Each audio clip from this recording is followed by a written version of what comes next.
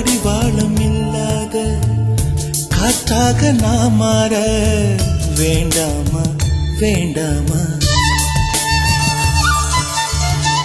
கடிகாரம் இல்லாத ஒரு பார்த்து குடியேற வேண்டாமா வேண்டாமா?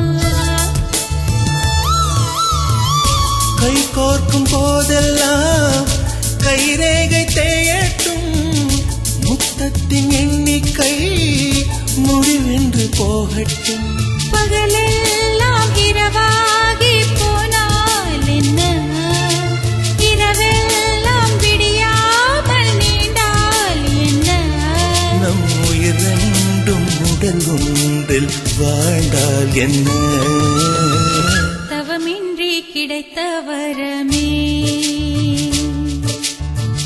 இனி வாழ்வில் எல்லாம் சுகமே.